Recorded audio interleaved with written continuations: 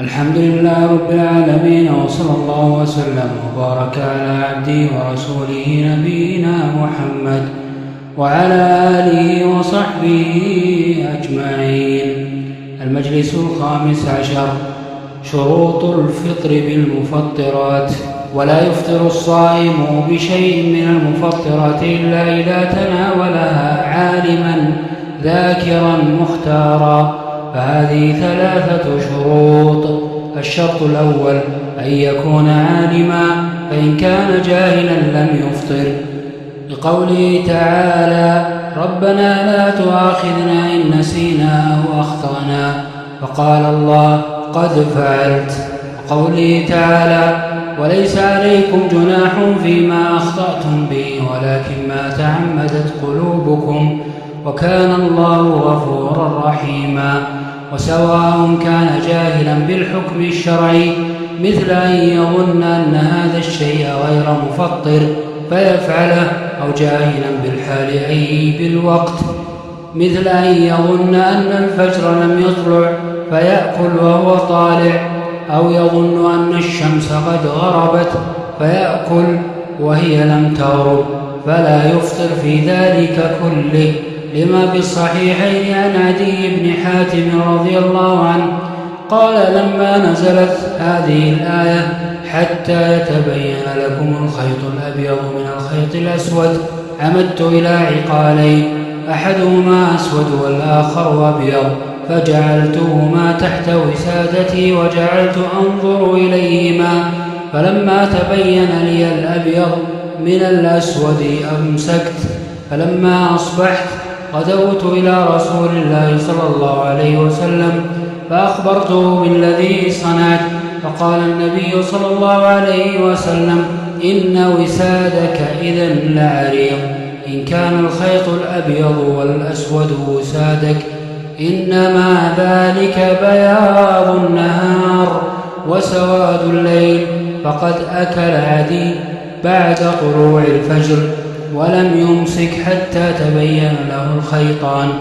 ولم يأمره النبي صلى الله عليه وسلم بالقضاء لأنه كان جاهلا بالحكم.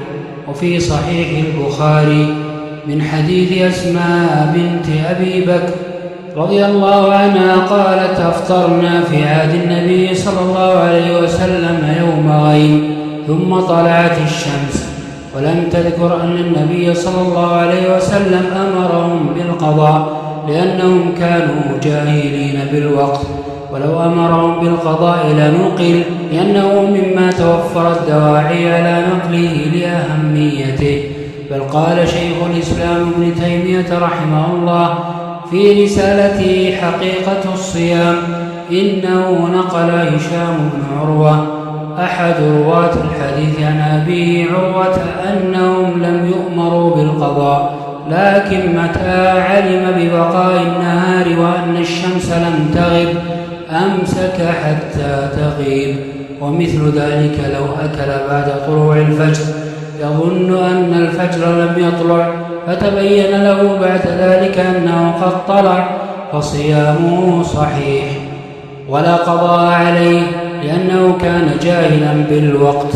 والمباح المأذون فيه لا يؤمر فاعله بالقضاء، لكن متى تبين له وهو يأكل أو يشرب أن الشمس لم تغب أو أن الفجر قد طلع أمسك ولقض ما في فمه إن كان فيه شيء لزوال عذره حينئذ.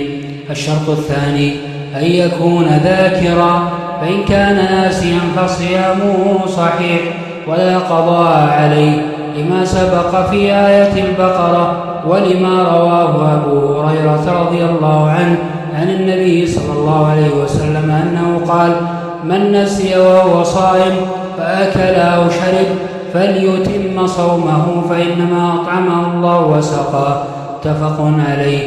واللفظ لمسلم: فأمر النبي صلى الله عليه وسلم بإتمامه دليل على صحته، ونسبة إطعام الناس وسقيه إلى الله دليل على عدم المؤاخذة عليه، لكن متى ذكر أو ذكر أمسك ولفظ ما في فمه إن كان فيه شيء لزوال عذره حينئذ.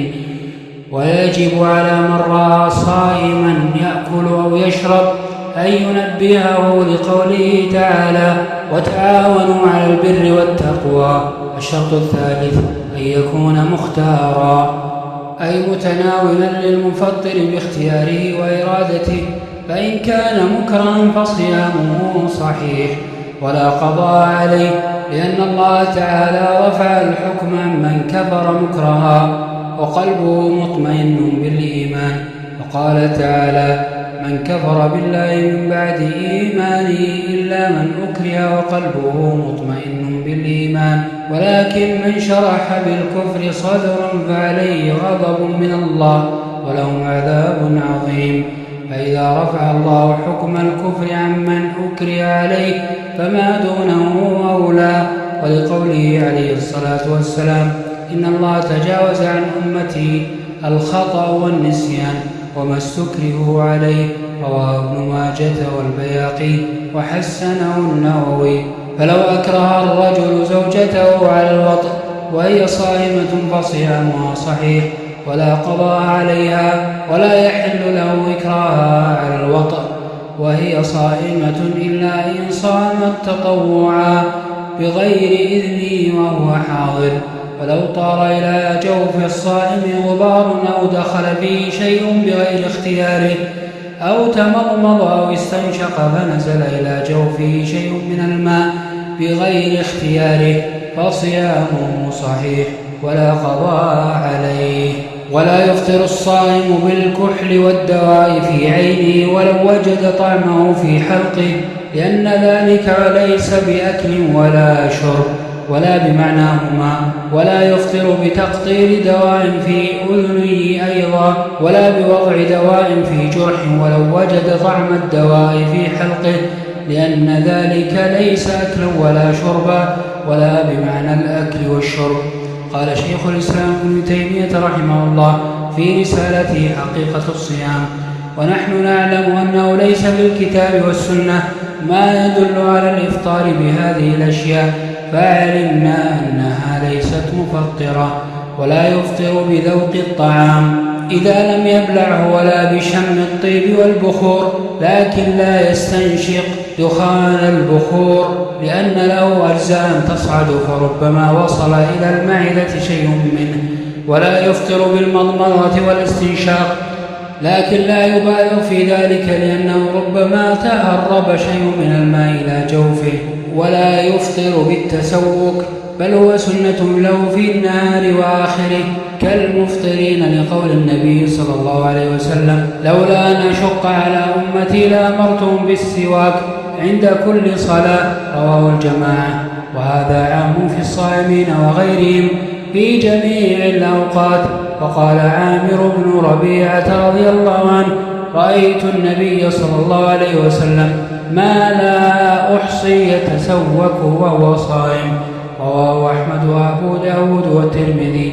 ولا ينبغي للصائم تطهير أسنانه بالمعجون لأن له نفوذا قويا ويخشى أن يتسرب مع ريقه إلى جوفه، وفي السواك غنية عنه. ويجوز للصائم أن يفعل ما يخفف عنه شدة الحر والعطش كالتبرد بالماء ونحوه، لما روى مالك وأبو داود عن بعض أصحاب النبي صلى الله عليه وسلم قال: رأيت النبي صلى الله عليه وسلم بالعرج، اسم موضع، يصب الماء على رأسه وهو صائم من العطش أو من الحر. وبل ابن عمر رضي الله عنه ثوبا فألقاه على نفسه وهو صائم. اللهم فقهنا في ديننا وارزقنا العمل به وثبتنا عليه وتوفنا مؤمنين والحقنا بالصالحين واغفر لنا ولوالدينا ولجميع المسلمين برحمتك يا أرحم الراحمين. وصلى الله وسلم على نبينا محمد وعلى آله وصحبه أجمعين.